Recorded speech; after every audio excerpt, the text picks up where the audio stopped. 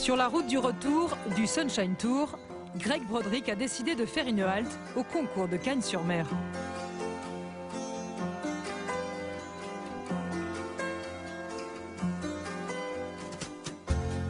Après une saison 2016 sur tous les plus beaux terrains de la planète, le cavalier doit repartir à zéro. En ce début d'année, c'est donc sur un terrain 2 étoiles que nous le rencontrons, où il a emmené une douzaine de chevaux. Il y a 8 mois, en effet, l'Irlandais était celui que Robert Splegne avait choisi pour représenter son pays aux Jeux Olympiques. Une expérience unique pour l'homme de 31 ans. Quand j'y repense, c'était génial de vivre une Olympiade et en même temps hyper décevant de ne pas avoir été à la hauteur de mon cheval. Toute cette saison avant les Jeux, il avait été très bon et même après. Le premier jour dans la chasse, j'ai fait les 2 barres du double, l'avant-dernier obstacle qui a causé tant de problèmes. Mais malheureusement pour nous, c'était déjà la fin des Jeux Olympiques.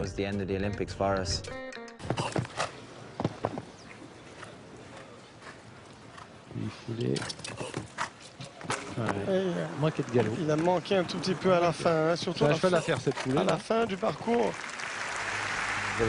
Il y avait cette ligne du double où on avait le choix entre 7 foulées directes ou 8 en s'écartant.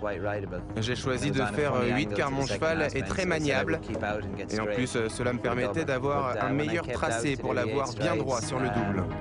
Mais au moment d'aborder l'obstacle, il a marqué un temps d'arrêt, regardez le double, chose qu'il ne faisait jamais car il est super franc.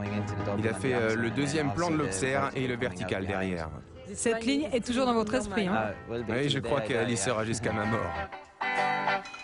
2 mois après les Jeux, Going Global a été vendu à la cavalière grecque Athina Onassis.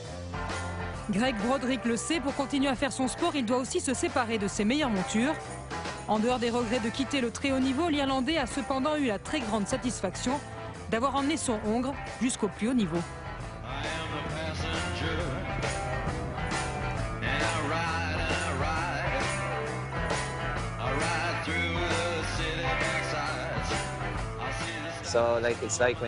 Quand Going Global a été vendu, évidemment, ça m'a fait quelque chose. C'était un cheval tellement spécial.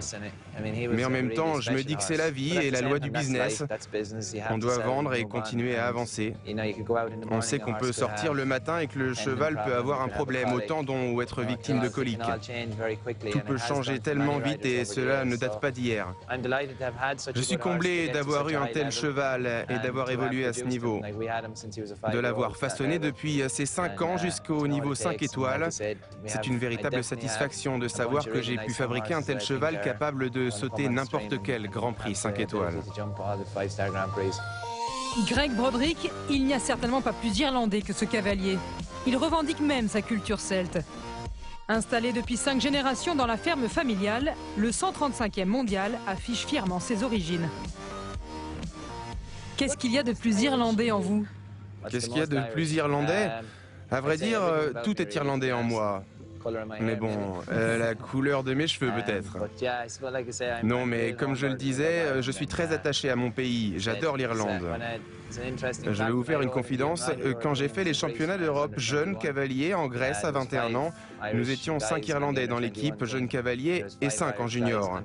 Sur ces 10 cavaliers, aujourd'hui, je suis le seul à être toujours installé en Irlande.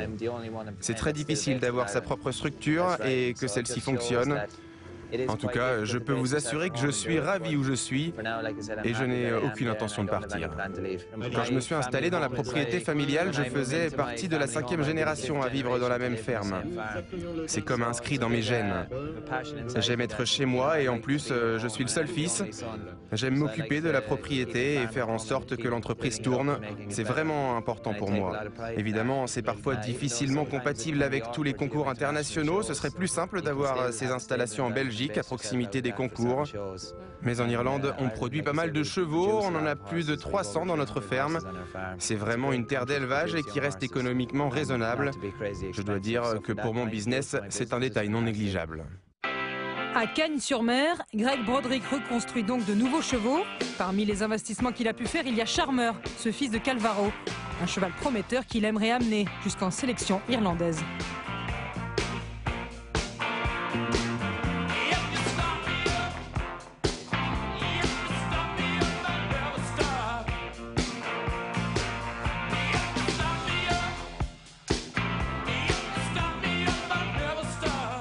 les championnats d'Europe, ça pourrait être un objectif? Pour être honnête, je pense que cela serait prématuré pour mon cheval. Je pense qu'il en a les moyens, mais il est en formation.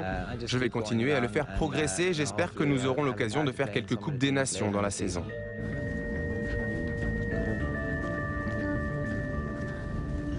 Aujourd'hui, c'est très difficile d'avoir un cheval clé en main. Même si vous avez des personnes qui vous soutiennent et qui sont prêtes à lâcher plusieurs millions. Et c'est le cas de beaucoup de cavaliers. Ce n'est pas parce que vous avez l'argent que cela vous garantit de trouver un bon cheval. Dans un sens, c'est une bonne chose pour ceux qui élèvent un cheval ou le trouvent jeune et le font évoluer. On peut toujours espérer le vendre à bon prix. Mais d'un autre côté, même si vous êtes un cavalier de haut niveau et que vous avez de l'argent à dépenser, cela reste toujours difficile de trouver un bon cheval et d'aller sur les grosses épreuves. C'est à double tranchant.